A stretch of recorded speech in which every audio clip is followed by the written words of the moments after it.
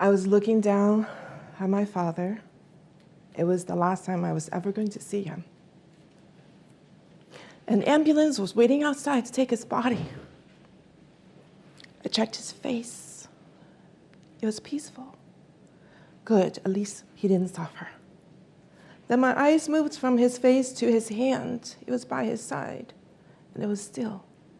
While my family wept around me, I just kept staring at that hand, and I wanted to reach out and take it, but I couldn't.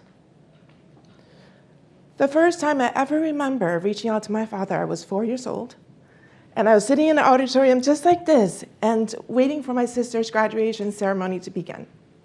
People were filing in, but I didn't notice them because I was looking at a little girl across the room, 3 or 4 years old, sitting on her father's lap.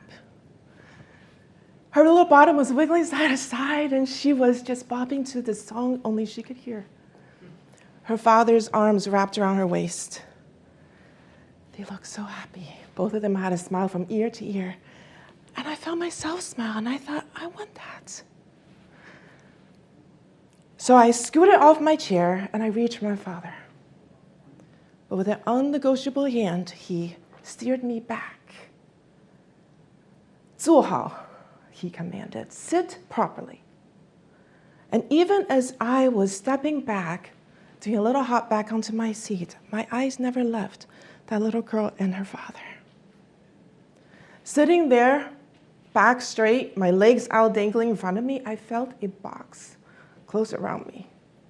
The box of propriety. The box of knowing my place.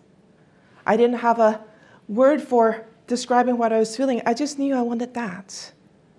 But obediently, I stayed in my box. Out of the corner of my eye, I can see the medics checking their watch and scribbling something on their clipboard. And then I heard them say, just a couple more minutes and then we really need to move him. My eyes kept looking at his open hand. And I remembered another time when I stared at his hand that hard. I was 8 years old, and I was skipping along behind him on one of our after-dinner walks. And I was timing his stride and waiting for his arm to swing back so I can capture his pinky so I can walk with him. But with an undeniable hand, non-negotiable, he steered me backward. 走好, he commanded, walk properly. Back in the box I went, and it swallowed me, the box of propriety, of knowing your place. Now the medics are adjusting the straps on the stretcher. They're getting ready to move him. It was now or never. Do it, do it, do it, I told myself. I reached out, and I took his hand. It was cold and still, but he couldn't push me away anymore. My father loved me the best way he could. He performed his role in his box, and he put me in mine. And over time, my box became invisible to me. I learned where the walls were, and I stayed well back. And so the distance grew, not only between me and him, but between me and everyone.